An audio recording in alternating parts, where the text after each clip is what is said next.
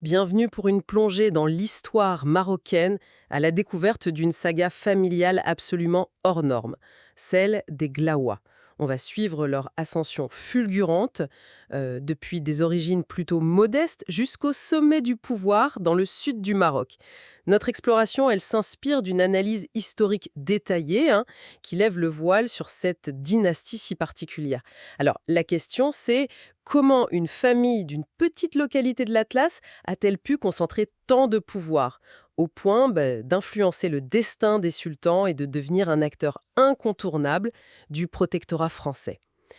C'est ce qu'on va tenter de comprendre ensemble. Préparez-vous, c'est une véritable épopée pleine de rebondissements. Commençons par le décor, si vous voulez bien. D'où viennent précisément les Glaouas? Quel était leur point de départ? Alors, leur berceau, c'était Loué, une localité perchée dans le haut Atlas central, sur le versant sud du col du Tishka. Et ça, c'est pas anodin du tout. C'était un passage obligé, un carrefour vital sur l'ancienne route commerciale qui reliait Marrakech, la grande capitale du sud, à Ouarzazate, Zagora et au Tafilané. Donc, un emplacement vraiment stratégique, un relais essentiel pour les caravanes, quoi. Ah oui, un point de contrôle naturel en quelque sorte. Exactement. Et ce nom, Glaoui, il ne sort pas de nulle part, j'imagine. Ça vient d'où? Non, non, ce n'est pas leur nom de famille à l'origine. C'est directement lié à la tribu, ou plutôt la confédération de tribus qu'ils dirigeaient. Les Igliwa, c'était un ensemble assez hétéroclite de montagnards et de populations venues du sud. Et la tradition du Magzen, le pouvoir central marocain, voulait que lorsqu'un chef était officiellement désigné caïd par un daïr, un décret royal, on lui accole souvent le nom de la tribu sous son autorité. D'accord. Donc, Glaoui, c'est littéralement celui qui commande aux Igliwa. Intéressant, comme le nom lui-même raconte déjà une partie de l'histoire. Mais si on remonte encore plus loin, leurs origines semblent plus nébuleuses, non? Un peu mystérieuses? Absolument. Alors, il y a la version, on va dire, officielle, promue par la famille elle-même, notamment dans un livre écrit par l'un des fils de Tammy Glaoui. Elle fait remonter la lignée à un personnage quasi légendaire, à un saint homme du Xe siècle, Abou Mohamed Salah, avec une migration supposée depuis le Tafilalet via la vallée du Dra. Hmm, une belle histoire pour asseoir la légitimité. Voilà. Mais l'analyse historique, elle, suggère une réalité peut-être plus prosaïque. C'est-à-dire? Il semblerait plutôt qu'il y ait eu une forme de continuité du pouvoir local dans cette région, héritée de l'époque saadienne, des seigneurs locaux qui, au fil du temps, se sont rapprochés de Marrakech, la capitale régionale. Ce qui est certain, par contre, et historiquement documenté, c'est qu'au XVIIe siècle, un certain Abdessadak Glaoui reçoit un daïr du grand sultan Moulay Ismaël. Ah, Et ce document, qui est conservé aux archives royales, le reconnaît officiellement comme caïd des Igliwa. C'est l'acte de naissance politique de la famille, en quelque sorte. Et c'est intéressant de noter que leur émergence coïncide avec celle d'autres forces majeures, la dynastie alaouite qui consolide le pouvoir central, et les nassiris de Tamegrout qui incarnent un puissant pouvoir religieux et spirituel. Les Glaouas, eux, représentent dès lors cette aristocratie guerrière et rurale du Sud. d'accord. Transportons-nous maintenant au XIXe siècle, une période charnière et plutôt sombre pour le Maroc, semble-t-il. Extrêmement difficile, oui. Le Maroc subit des défaites militaires humiliantes face aux puissances européennes montantes. D'abord contre la France, à l'abattage d'Isly en 1844, puis contre l'Espagne lors de la guerre de Tétouan en 1859-1860. Et cette guerre de Tétouan va avoir des conséquences financières désastreuses. C'est la fameuse dette de guerre qui va tout changer. J'ai lu quelque chose là-dessus. Exactement. L'Espagne impose une indemnité de guerre exorbitante. Le Marsène est exsangue, il vide ses coffres, doit même contracter un emprunt auprès des Britanniques. Et pour réunir le reste de la somme et obtenir le retrait des troupes espagnoles, le pouvoir central prend une décision radicale autour de 1860-1861. Il met en quelque sorte aux enchères le droit de collecter certains impôts, notamment la zakat, l'impôt coranique, et d'autres taxes agricoles. Une sorte de privatisation de la collecte d'impôts avant l'heure. On imagine que certains y ont vu une occasion en or. Précisément.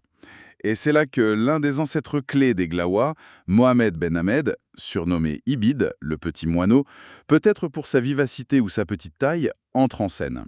Il n'était pas parti de rien, attention. Il avait déjà accumulé une fortune considérable grâce à l'exploitation des mines de sel gemme de Telluride, une denrée précieuse, et aux droits de passage qu'il prélevait sur les caravanes. Ah oui, le sel et les péages. Voilà.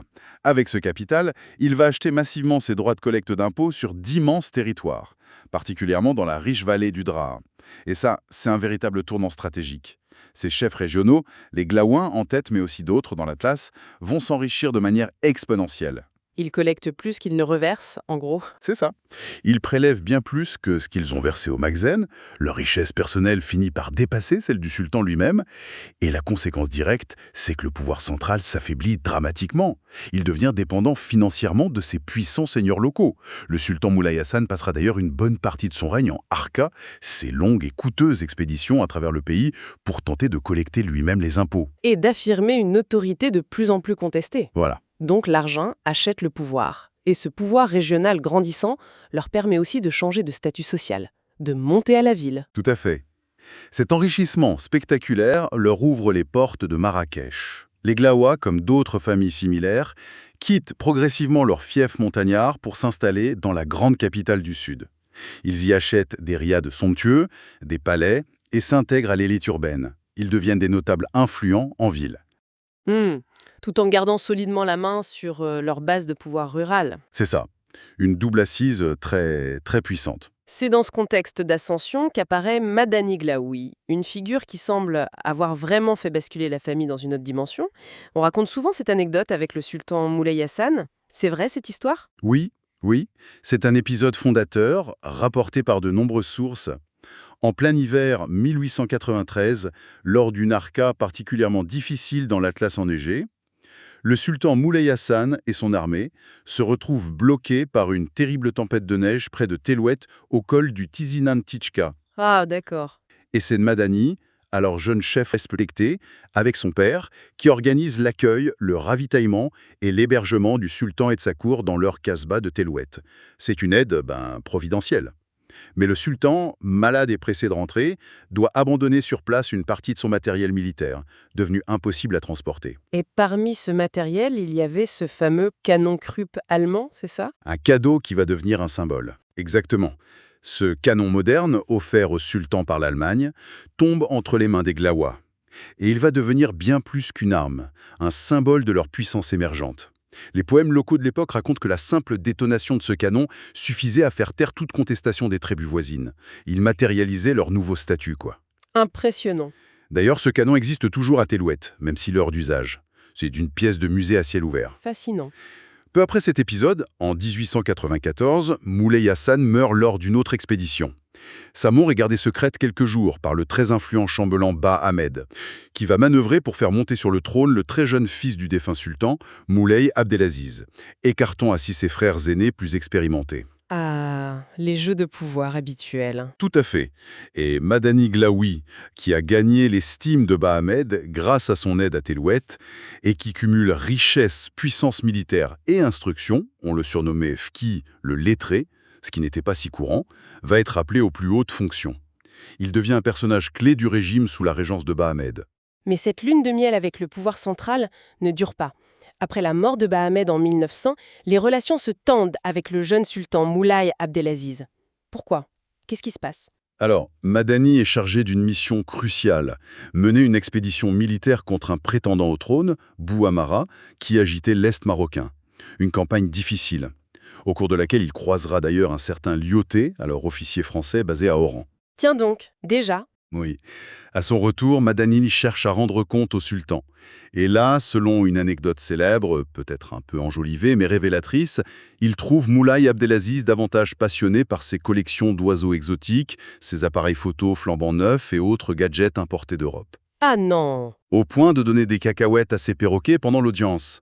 Madani, furieux de ce qu'il considère comme une frivolité, un manque de conscience des dangers qui guettent le royaume, aurait explosé. Il aurait traité le sultan de « sultan des oiseaux » avant de claquer la porte. La rupture est consommée. Une rupture aux conséquences énormes. Madani ne va pas en rester là, j'imagine. Il n'est pas du genre. Non, pas du tout. Il bascule dans l'opposition. Avec d'autres grands caïds du Sud, comme l'Umtougui et le Goundafi, il décide de soutenir le frère aîné du sultan, Moulay Abdelhafid, qui était son représentant, son califat à Marrakech. En 1907, il le proclame sultan à Marrakech. Fait intéressant, l'acte d'allégeance, la baya, est conditionnel. Conditionnel, ok. C'est-à-dire? Abdelhafid est proclamé sultan du djihad. Il s'engage à lutter contre la pénétration étrangère et à ne céder aucune parcelle du territoire. C'est assez ironique quand on sait la suite. C'est très ironique. Madani, qui bénéficiera plus tard largement de la présence française, devient l'architecte de l'arrivée au pouvoir d'un sultan choisi pour sa fibre nationaliste. Quoi qu'il en soit, Madani devient l'homme fort de ce nouveau régime, le Sadr al-Adam, l'équivalent d'un grand vizir ou premier ministre. C'est lui le véritable faiseur de loi. Et c'est aussi à cette époque qu'il prend la protection consulaire française, un moyen pour les élites d'alors de renforcer leur statut et leurs intérêts. Un personnage complexe, Madani, jouant sur tous les tableaux. Et son frère Tami, alors, comment entre-t-il en jeu? Il est plus jeune, c'est ça? Oui, Tami est le cadet. Madani, au sommet de sa puissance, le place judicieusement à un poste clé, celui de pacha de Marrakech. Un poste administratif et politique majeur, mais bien sûr sous l'autorité de Madani, qui reste le vizir Hafez. D'accord, il lui met le pied à l'étrier. Exactement. Pour renforcer encore l'alliance, Tami épouse une fille du nouveau sultan Moulay Abdelhafid. Puis arrive le tournant de 1912, l'instauration du protectorat français après l'abdication forcée de Moulay Abdelhafid. On aurait pu penser que l'arrivée des Français allait marginaliser ces grands caïds, non? Qu'ils allaient perdre leur pouvoir. C'est là où les frères Glaoui montrent toute leur intelligence politique. Au lieu de résister frontalement, ils négocient habilement avec les nouvelles autorités françaises et en particulier avec Lyautey, le premier résident général. Ils obtiennent de conserver l'essentiel de leur pouvoir et une très large autonomie dans tout le sud marocain. Lyautey, lui, est partisan d'une politique de collaboration avec les élites locales, gouvernée par le mandarinat, disait-il. Il voit en eux des alliés précieux pour pacifier la région et administrer à moindre coût. Donc ils deviennent des piliers du système du protectorat. Absolument. Lyautey les couvre d'honneur. Mais ce duo Madani-Tami à la tête du Grand Qaïda ne va pas durer très longtemps sous le protectorat, si j'ai bien compris. Non, car Madani meurt en 1918. Et sa fin de vie aurait été marquée par une profonde tristesse, une crise de conscience même. Ah bon? Pourquoi? Ses deux fils aînés sont morts en combattant pour la France, l'un sur le front européen durant la Première Guerre mondiale, l'autre dans l'Atlas marocain lors des opérations de pacification contre une figure de la résistance locale. Et se retrouver, lui et sa famille, à combattre d'autres Marocains, d'autres musulmans, sous commandement français, ça l'aurait profondément tourmenté. On peut imaginer une fin tragique qui laisse donc Tami seul aux commandes. Et quel homme était-ce, ce Tami Glaoui, qui va devenir une figure si emblématique et, disons-le, controversée du XXe siècle marocain? Alors Tami, c'est encore une autre dimension, un personnage d'une complexité fascinante. Extrêmement intelligent, ça sans aucun doute, un fin politique, mais aussi d'un pragmatisme redoutable. Il a su utiliser l'immense fortune familiale, qu'il a encore accrue en contrôlant quasiment toute l'économie du Sud, agriculture, mines, commerce, sans parler d'autres sources de revenus peut-être moins avouables, pour tisser un réseau d'influence inégalé. Comment ça? Il utilisait sa richesse? Il distribuait cadeaux et avantages avec une générosité calculée, une forme de corruption institutionnalisée, diraient certains, pour s'assurer des loyautés à tous les niveaux, y compris auprès de personnalités influentes en France. C'est lui aussi qui a géré l'arrivée des Français à Marrakech, en les installant à l'extérieur de la Médina historique, dans le nouveau quartier du Guéliz. D'accord. Mais au-delà du chef traditionnel et du manipulateur politique, il y avait aussi une facette étonnamment moderne chez Family Balach. C'est ça qui est surprenant. Oui, et c'est ce qui le distingue de beaucoup d'autres caïds de son époque. Il était résolument tourné vers une certaine modernité occidentale.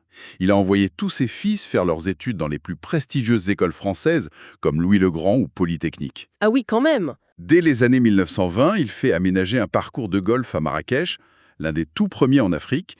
Il investit massivement dans l'économie moderne, pas seulement à la Bourse de Paris, mais en cofondant au Maroc des entreprises qui deviendront majeures, l'Omnium Nord-Africain, ONA, une puissante holding, la compagnie de transport CTM, ou encore en développant avec son fils Brahim des hôtels de luxe emblématiques comme la Mamounia.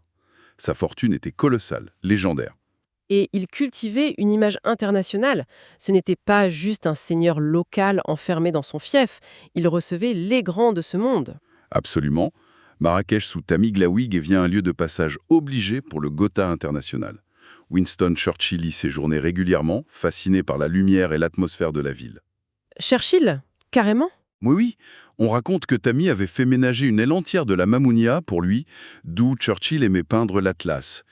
Charlie Chaplin est venu aussi. Tammy a même voulu offrir un cadeau fastueux pour le mariage de la future reine Elisabeth II d'Angleterre. Mais le protocole britannique l'a poliment refusé au motif qu'il n'était que pacha, pas un chef d'État. La classe quand même, hein? Pour entretenir son image en France, il subventionnait aussi des écrivains et académiciens, comme les frères Tarot, qui publiaient des livres très élogieux sur les seigneurs de l'Atlas. Un tableau impressionnant, c'est sûr. Mais on sent aussi des zones d'ombre.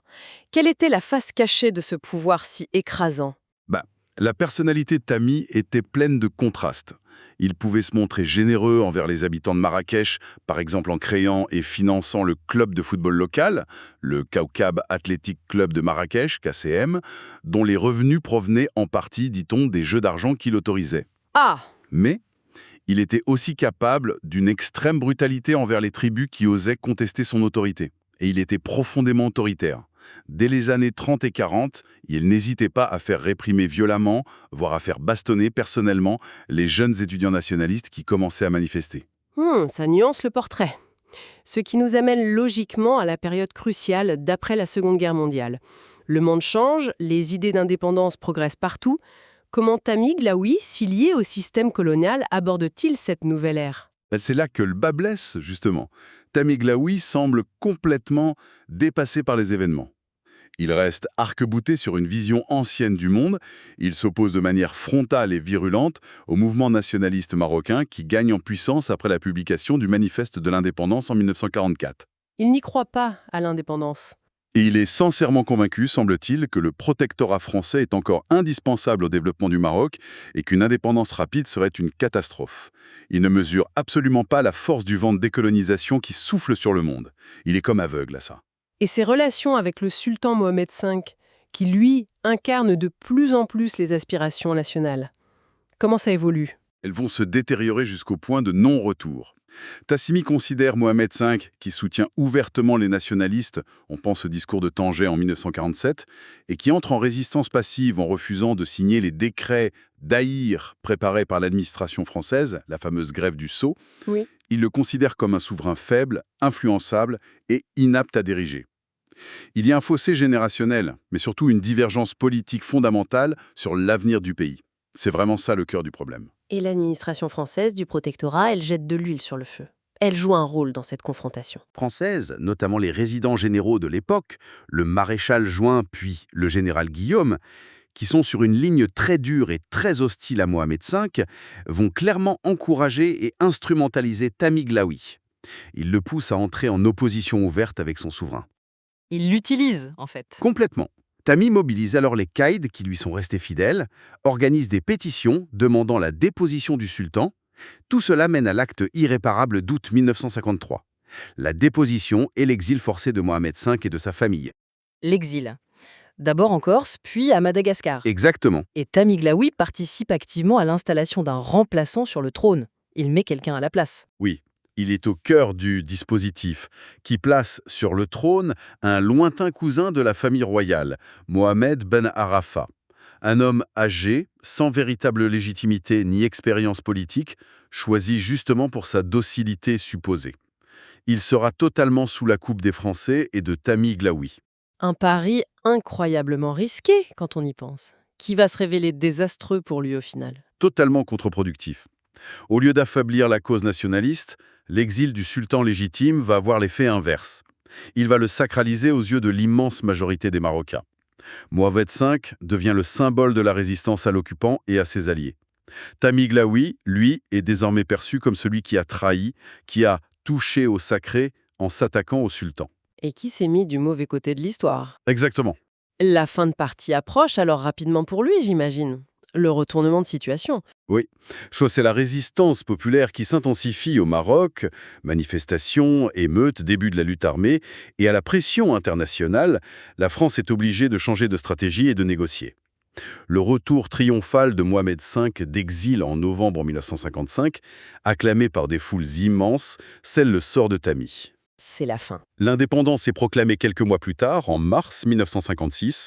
La France a choisi de s'appuyer sur la monarchie restaurée pour gérer la transition. L'ère des Glaoua est bel et bien terminée. Tammy a misé sur le mauvais cheval. Est-ce qu'il a vu cette indépendance qu'il avait tant combattue? Il est mort avant ou après? Non, il meurt juste avant. Atteint d'un cancer, Tammy Glaoui s'éteint en janvier 1956 à Marrakech. Il meurt donc sujet du sultan, sous le régime du protectorat qu'il avait soutenu jusqu'au bout. Ironie du sort. À Rabat pour demander pardon à Mohamed V lors d'une audience restée célèbre. Le sultan lui aurait accordé son pardon et promis sa protection personnelle ainsi que celle de sa famille. Un geste de magnanimité du sultan? Oui, mais cela n'empêchera pas le premier gouvernement du Maroc indépendant, dominé par le parti nationaliste de l'Istiklal, d'ordonner peu après la confiscation d'une grande partie des biens de la famille Glaoui. La Casbah de Tellouet sera pillée et laissée à l'abandon pendant des décennies. Il faut noter aussi que certains historiens évoquent l'influence possiblement néfaste de son fils aîné, Brahim, très lié au milieu d'affaires français, dans les derniers choix politiques désastreux de son père. Quelle histoire! C'est absolument incroyable. De Londres des montagnes de l'Atlas, au sommet du pouvoir, des alliances complexes du protectorat à une chute provoquée par une incapacité à lire les signes des temps. La saga des Glaouas est vraiment une page essentielle et fascinante de l'histoire marocaine. On apprend énormément de choses. Absolument. Et pour aller plus loin, on pourrait se demander, au-delà des jugements qu'on peut porter sur les hommes, qu'est-ce que cette épopée nous apprend sur les rapports de force si complexes et souvent conflictuels entre les pouvoirs locaux traditionnels, le pouvoir central monarchique et les puissances étrangères dans la formation du Maroc contemporain? C'est une question clé. Et puis, il y a l'héritage matériel. Que faire aujourd'hui de ces immenses casbahs, comme celle de Tellouet, magnifiques, mais en ruine? Comment cet héritage architectural, mais aussi économique, pensons aux entreprises et hôtels créés ou développés par les Glaouas, comment tout ça continue d'influencer le Maroc d'aujourd'hui, bien après leur disparition politique? Mhm. Voilà, effectivement de quoi nourrir la réflexion bien au-delà de notre discussion d'aujourd'hui. Merci beaucoup. Merci à vous.